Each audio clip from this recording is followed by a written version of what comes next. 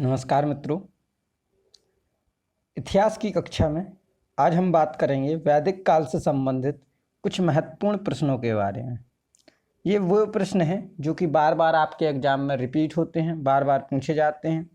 ठीक है, तो आइए शुरू करते हैं आज की कक्षा।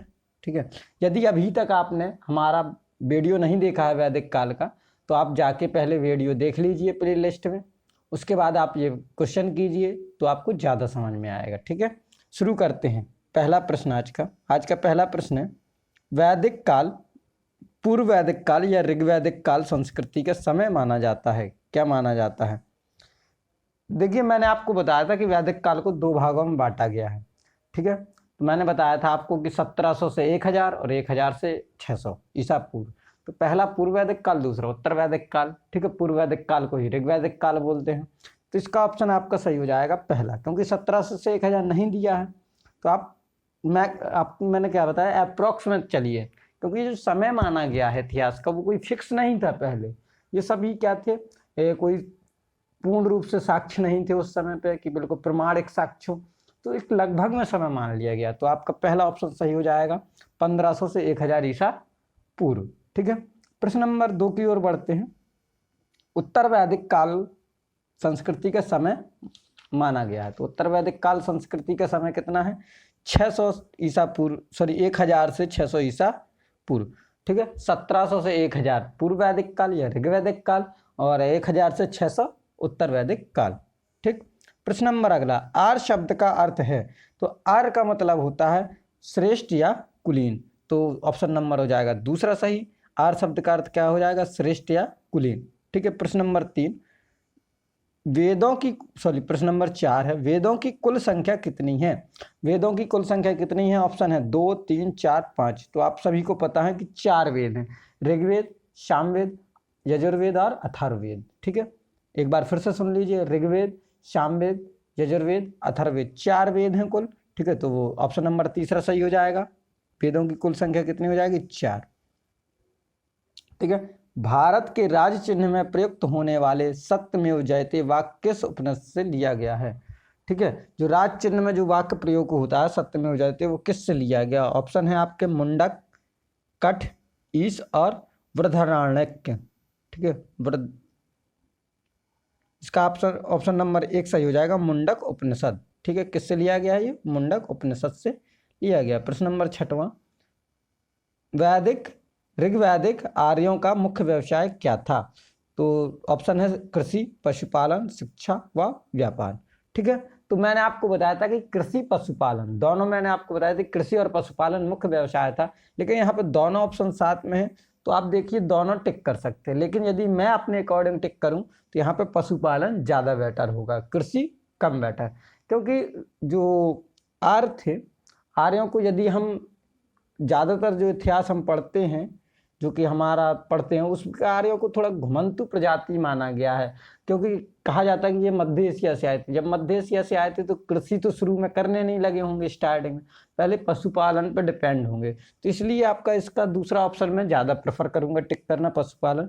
वैसे इसका जो मुख्य व्यवसाय था कृषि व पशुपालन दोनों थे। प्रश्न नंबर अगले की ओर बढ़ते हैं। प्रश्न नंबर 7 है, भारतीय संगीत का आदि ग्रंथ कहा जाता है?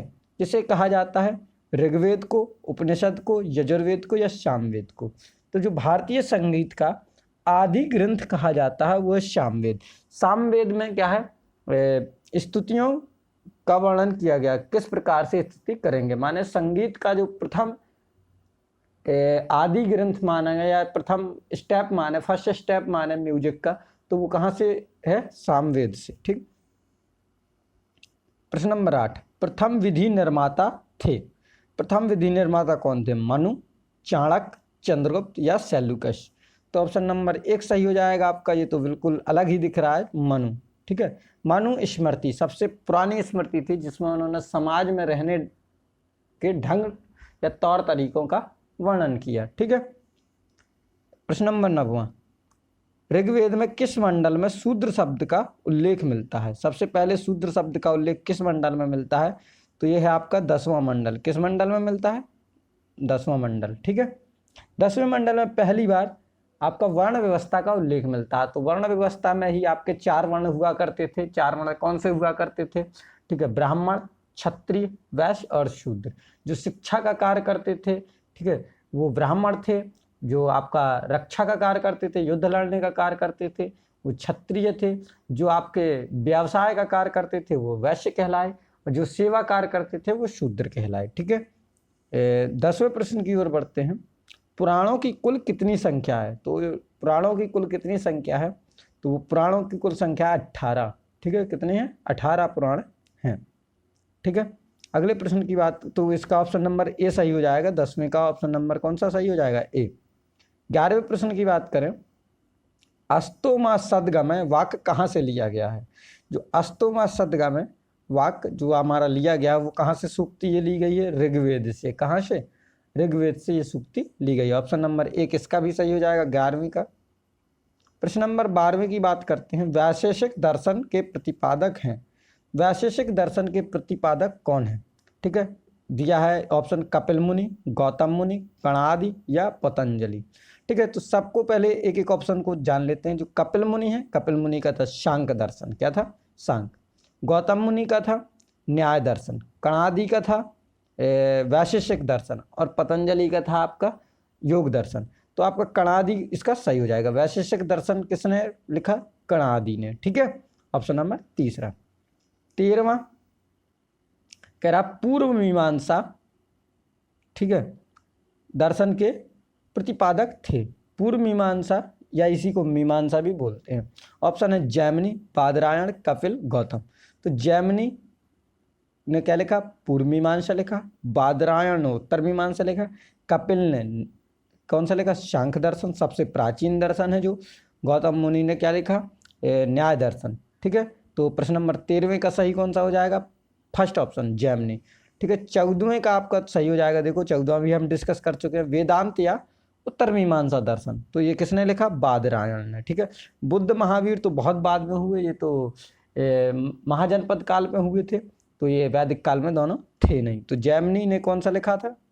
पूर्व मीमांसा। बादरायण ने उत्तर मीमांसा। ठीक, प्रश्न नंबर 15वें की बात करें। ऋग्वेद का कौन सा मंडल पूर्णतः शाम को समर्पित है? ठीक है, जो शाम को समर्पित है कौन सा मंडल है? तो ये आपका 9वां मंडल है। कौन सा? 9वां मंडल। किसको? सोम। यहाँ शाम लिखा है ना, तो यहाँ सोम कर लीजिए। किसको समर्पित है? सोम रस, जो सोम होता था, पान करते थे जिसका, सोम को समर्पित है, वो 9वां मंडल में सोम का वर्णन है। ठीक है, प्रश्न नंबर 10वां। प्रसिद्ध 10 राजाओं का युद्ध किस नदी के किनारे हुआ था? गंगा, ब्रह्मपुत्र, कावेरी या पुरुषणी। तो ये ऑप्शन नंबर आपका 4 सही हो जाएगा, पुरुषणी। ठीक है, जो 10 राग युद्ध था, 10 राजाओं का युद्ध, ठीक है, ये 10 राजाओं और वसुदेव, सॉरी सुदास, क्या नाम था? सुदास, 2 राजाओं के बीच, 2 ग्रुपों के बीच हुआ था। एक ग्रुप था सुदास, राजा थे अकेले, और 10 राजाओं ने मिलकर युद्ध किया था। सुदास के पुरोहित थे वशिष्ठ, और 10 राजाओं के पुरोहित थे विश्वामित्र। ठीक है, तो इसमें सुदास जीत गए, यानी कि ये जो युद्ध की वजह थी वो थी कामधेनु, माना जाता है। ठीक, प्रश्न नंबर अगला। गायत्री मंत्र किस वेद में मिलता है? तो गायत्री मंत्र किस वेद में मिलता है? ऋग्वेद में। किसमें? ऋग्वेद में आपका गायत्री मंत्र मिलता है। न्याय दर्शन को प्रचारित किया, न्याय दर्शन किसने लिखा? अभी मैंने बताया था, न्याय दर्शन किसने लिखा था? गौतम ने। ठीक है, तो गौतम ने क्या लिखा? न्याय दर्शन लिखा। तो ऑप्शन नंबर दूसरा सही हो जाएगा 18वें प्रश्न का, गौतम। ठीक है, योग दर्शन के प्रतिपादक थे, योग दर्शन किसने लिखा? ठीक है, पतंजलि ने। तो योग दर्शन के प्रतिपादक कौन हो जाएंगे? ऑप्शन नंबर 1 सही हो जाएगा, पतंजलि। ठीक, 20वां प्रश्न। कपिल मुनि द्वारा प्रतिपादित दर्शन था। ठीक है, तो कपिल मुनि द्वारा प्रतिपादित दर्शन कौन था? पूर्व मीमांसा, शांक दर्शन, न्याय दर्शन या उत्तर मीमांसा। पूर्व मीमांसा जैमिनी ने लिखा, शांक दर्शन कपिल मुनि ने लिखा, न्याय दर्शन गौतम मुनि ने लिखा, उत्तर मीमांसा बादरायण ने। ठीक है, तो कपिल मुनि ने कौन सा लिखा? ऑप्शन नंबर दूसरा सही हो जाएगा, शांक दर्शन। ठीक है, प्रश्न नंबर 21 की बात करें। भारत के किस स्थल से खुदाई से लौह धातु के प्रचलन के प्राचीनतम प्रमाण मिले हैं? ठीक है, सबसे पुराने प्रमाण किससे मिले हैं? तो इसका ऑप्शन नंबर दूसरा सही है। ठीक है, अतरंजी खेड़ा। ठीक है, अतरंजी खेड़ा से क्या मिले हैं? सबसे प्राचीन प्रमाण मिले हैं। ठीक है, प्रश्न नंबर 22, चरक संहिता नामक पुस्तक किस विषय से संबंधित है? ऑप्शन है आपके अर्थशास्त्र, राजनीति, चिकित्सा या धर्म। तो चरक संहिता, जो आचार्य चरक थे वो क्या थे? चिकित्सक थे। तो इनका जो किताब है वो भी किस पे बेस्ड होगी? चिकित्सा पर। ठीक है, प्रश्न नंबर इसका 22 का ऑप्शन नंबर तीसरा सही हो जाएगा। प्रश्न नंबर 23 की ओर, वैदिक युग में प्रचलित लोकप्रिय शासन प्रणाली थी। ठीक है, तो वैदिक युग में प्रचलित लोकप्रिय शासन प्रणाली कौन थी? निरंकुश, प्रजातंत्र, गणतंत्र या राजतंत्र। तो याद रखिए, वैदिक काल में जो लोकप्रिय प्रणाली थी, मैंने आपको बताया था राजा हुआ करता था, लेकिन राजा प्रजा चुना करती थी। ठीक है, मैंने सिलेक्टिव राजा हुआ करता था। ऐसे नहीं है कि मतलब राजा का पुत्र ही राजा हो जाए। तो ऐसा पूर्व वैदिक काल में नहीं था, यानी कि ऋग्वैदिक काल में नहीं था। उत्तर वैदिक काल आते आते राजवंश की परंपरा चलने लगी, यानी कि राजा का पुत्र ही राजा बनने लगा। तो ऑप्शन नंबर तीसरा इसका सही हो जाएगा, गणतंत्र। ठीक है, किसका गणतंत्र हुआ करता था? यानी कि जनता एक विशेष व्यक्ति को चुनती थी, उसको राजा बना देती थी और वो क्या करता था? शासन करता था, निर्णय लेता था। प्रश्न नंबर 23 का सही हो जाएगा तीसरा, गणतंत्र। ठीक है, 24 प्रश्न की बात करें, 24 नंबर के, सबसे प्राचीन वेद है। तो ये तो आपको सबको पता होगा, सबसे प्राचीन वेद कौन सा है? ऋग्वेद।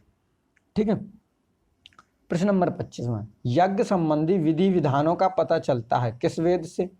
ठीक है, किससे पता चलता है? तो ऋग्वेद से या सामवेद से या ब्राह्मण ग्रंथों से या यजुर्वेद से। तो आपका ऑप्शन नंबर 4 सही है। ठीक है, सामवेद से संगीत, ठीक है, अथर्ववेद से जादू टोना, यजुर्वेद से यज्ञ संबंधी विधि विधान या स्तुति किस प्रकार की जाए, देवताओं की पूजा पाठ किस प्रकार किया जाए, और ऋग्वेद से आपका, ऋग्वेद मुख्य वेद था, सबसे प्राचीन वेद है, इसमें ऋचाओं का वर्णन मिलता है। ठीक है, तो प्रश्न नंबर 25वां का सही हो जाएगा चौथा। बात करते हैं प्रश्न नंबर 26 की। तो किस वेद में जादुई माया और वशीकरण का वर्णन मिलता है? तो ऋग्वेद, यजुर्वेद, सामवेद या अथर्ववेद। तो इसका भी ऑप्शन नंबर चौथा सही हो जाना है, 26 का ऑप्शन नंबर चौथा यजुर्वेद। 27 नंबर प्रश्न है, ऋग्वेद में कुल कितने मंडल हैं? तो ऋग्वेद में कुल कितने मंडल? ऑप्शन है आपका 8, 9, 10, 11। तो ऋग्वेद में कुल 10 मंडल है। ठीक है, मैंने तो सभी मंडलों के बारे में स्पष्ट रूप से बताया भी था। ठीक है, 7वें मंडल में किसका वर्णन मिला, 8वें में किसका, 9वें में किसका, 10वें में किसका, इसको मैंने सब डिटेल में बताया था। आपको लेक्चर देख लीजिए एक बार। ठीक है, 28वां प्रश्न है, प्राचीनतम व्याकरण ग्रंथ अष्टाध्यायी के रचनाकार हैं। देखो पहला ऑप्शन है गौतम मुनि, इन्होंने तो भाई न्याय दर्शन लिखा था। कपिल मुनि, सांख्य दर्शन। पतंजलि, इन्होंने योग दर्शन। पाणिनि ने क्या किया? अष्टाध्यायी का रचना की। ठीक है, तो प्राचीनतम जो व्याकरण ग्रंथ है अष्टाध्यायी, उसका रचना किसने की थी? पाणिनि ने की थी। ठीक है, प्राचीनतम पुराण है, यानी कि सबसे पुराना पुराण कौन सा है? तो वो है आपका मत्स्य पुराण। पुराण कितने हैं? 18। ठीक है, सबसे पुराना कौन सा है? मत्स्य। ठीक है, तो बात करते हैं 30वें प्रश्न की। ऋग्वेद में सबसे पवित्र नदी किसको माना गया है? ठीक है, ऋग्वेद में सबसे पवित्र नदी किसे माना गया है? तो सबसे पवित्र नदी माना गया है ऋग्वेद में किसको? सरस्वती नदी को। किसको? सरस्वती नदी को सबसे ज़्यादा पवित्र नदी माना गया है। 31 नंबर प्रश्न की बात करें, ठीक है, तो है वैदिक समाज की मूल इकाई क्या थी?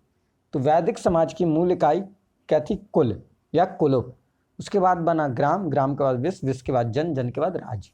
ठीक है, तो याद रखिए मूल इकाई क्या थी? कुल या कुटुंब या परिवार, उसी को कहते हैं। ठीक है, 32वां प्रश्न, उत्तर वैदिक काल में किस देवता की प्रधानता थी? ठीक है, जो आपका पूर्व वैदिक काल था, पूर्व वैदिक काल में इंद्र की प्रधानता थी, जबकि उत्तर वैदिक काल में प्रजापति की प्रधानता थी। तो 32 का ऑप्शन नंबर 1 सही हो जाएगा, प्रजापति। ठीक है, प्रश्न नंबर 33 की ओर चलते हैं। संस्कारों की कुल संख्या कितनी है? तो संस्कारों की कुल संख्या कितनी है? ठीक है, वैदिक कालीन संस्कृति में 14, 15, 16 या 18। तो 16, आपने सुना होगा कि 16 संस्कार करवाए जाते हैं वैदिक काल में। सनातन धर्म है, ठीक है, उसमें 16 संस्कारों का वर्णन मिलता है। ये जन्म से शुरू हो जाते हैं, या ऐसे कहें कि गर्भावस्था से शुरू हो जाते हैं और मृत्यु तक ही चलते हैं। इसलिए जो अंत्येष्टि संस्कार होता है उसको अंतिम संस्कार बोलते हैं। ठीक है, प्रश्न नंबर 34, गायत्री मंत्र की रचना किसने की? तो गायत्री मंत्र की रचना की थी विश्वामित्र ने। किसने? विश्वामित्र ने। तो ऑप्शन नंबर दूसरा सही हो जाएगा। इस गायत्री मंत्र में किस देवता की स्तुति की गई है? तो वो सूर्य देवता की स्तुति की गई है। ठीक।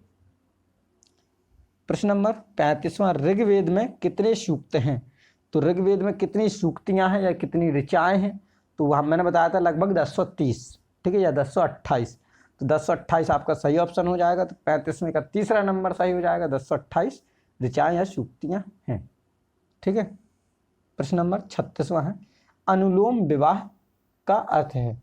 ठीक है, ऑप्शन देखते हैं। उच्च वर्ण पुरुष व निम्न वर्ण नारी का विवाह, निम्न वर्ण पुरुष या उच्च वर्ण नारी का विवाह, दोनों निम्न वर्णों का हो या दोनों उच्च वर्णों के। तो कौन सा सही हो जाएगा? अनुलोम विवाह का अर्थ होता है ऑप्शन नंबर पहला, उच्च वर्ण पुरुष हो व निम्न वर्ण नारी हो, तो वो क्या कहलाएगा? अनुलोम विवाह कहलाएगा। याद रखिए, अनुलोम विवाह माने क्या हो? पुरुष जो हो वो उच्च वर्ण का हो और नारी जो हो निम्न वर्ण की हो, तो वह अनुलोम विवाह के अंतर्गत आता है। और यदि नारी निम्न वर्ण की हो, पुरुष उच्च वर्ण का हो, पुरुष निम्न वर्ण का हो, नारी उच्च वर्ण की हो, तो वो आता है प्रतिलोम विवाह के अंतर्गत। ठीक। अगला प्रश्न है 37वां, ऋग्वेद में सतलज नदी को किस नाम से बताया गया है? जो सतलज नदी थी उसका नाम क्या है? ठीक है, ऋग्वेद में। तो उसकी बात कर लेते हैं। सतलज नदी जो थी उसका नाम क्या था? तो उसका नाम था शतुद्री। क्या नाम था? शतुद्री। परुष्णी नदी किसका नाम था? रावी। ठीक है। अश्कनी किसका था? चिनाब। और विपाशा किसका था? व्यास। ठीक है। तो इन चारों के नाम याद रखें। परुष्णी माने रावी, ठीक है, शतुद्री माने सतलज, अश्कनी माने चिनाब और विपाशा माने व्यास। ठीक। 38वां प्रश्न है, विपाशा नदी का वर्तमान नाम क्या है? तो अभी मैंने बताया विपाशा मतलब व्यास। ठीक। तो चौथा ऑप्शन सही हो जाएगा 38वें का। प्रश्न नंबर अगला 39वां, बिना दहेज के विवाह को क्या कहा जाता था? ऋग्वैदिक काल में बिना दहेज के विवाह को क्या कहा जाता था? ऑप्शन नंबर आपका है ब्रह्म विवाह, देव विवाह, आर्ष विवाह या प्रजापति विवाह। ठीक है। तो बिना दहेज के विवाह को प्रजापति विवाह कहा जाता था। तो इसका ऑप्शन नंबर चौथा सही हो जाएगा। सभी ऑप्शंस को इसको डिस्कस कर लेते हैं। ब्रह्म विवाह जो होता था वो होता था समान वर्ण या समान जाति में जो विवाह होते थे वो ब्रह्म विवाह कहलाते थे। देव विवाह किसी पुरोहित को क्या कर देते थे? क्षत्रिय कन्या से विवाह कर लेता था कोई पुरोहित, तो वो क्या कहलाता था? देव विवाह कहलाता था। ठीक है। आर्ष विवाह क्या हुआ करता था? ठीक है, कन्या के मूल के रूप में एक जोड़ी गाय व बैल चुकाकर कन्या से विवाह किया जाता था। यानी कि जो भिक्षुक हुआ करते थे उनको दान देकर उनकी कन्या से विवाह किया जाता था, वो आपका आर्ष विवाह कहलाता था। और जो बिना दहेज का विवाह हुआ करता था वो प्रजापति विवाह कहलाता था। ठीक। तो 39वां का चौथा ऑप्शन सही है आपका। ठीक। प्रश्न नंबर अगले की बात करें, कन्या को खरीद कर किया गया विवाह क्या कहलाता था? वैदिक कालीन संस्कृति में कन्या को खरीद कर किया गया विवाह कहलाता था आपका असुर विवाह। ठीक है। ऑप्शन नंबर दूसरा सही हो जाएगा, असुर विवाह। इनको भी सबको जान लेते। गंधर्व विवाह, गंधर्व विवाह होता था प्रेम विवाह। यानी कि जब कोई एक स्त्री और एक पुरुष दोनों आपस में पसंद करके स्वेच्छा से विवाह कर लेते थे बिना किसी की अनुमति के, तो वो गंधर्व विवाह के अंतर्गत आता था। ठीक है। कन्या को खरीद कर विवाह करना क्या कहलाता था? असुर विवाह। राक्षस विवाह क्या होता था? पराजित राजा की कन्या को छीनकर या पत्नी को छीनकर विवाह करना राक्षस विवाह कहलाता था। और किसी कन्या को गुमराह करना या आश्वस्त अवस्था में उससे विवाह करना, ठीक है, या अचेतन की अवस्था में उससे विवाह करना पैशाच विवाह कहलाता था, पिशाच विवाह कहलाता था। ठीक है। तो ये था इतिहास का आज का सेशन। उम्मीद करते हैं कि आपको पसंद आया होगा। आप इन प्रश्नों को सॉल्व कीजिए। मैं इतना दावे के साथ कह रहा हूँ कि इससे ज़्यादा बहुत कम ही एग्जामों में आपसे कभी पूछा जाएगा, शायद ही इससे आगे कोई क्वेश्चन आ जाए जो हमने क्वेश्चन किए हैं। ठीक है। तो इस वीडियो को आपको लाइक करना है, कमेंट करना है, शेयर करना है। ठीक। और यदि अभी तक आपने चैनल को सब्सक्राइब नहीं किया है तो चैनल को ज़रूर सब्सक्राइब करिए।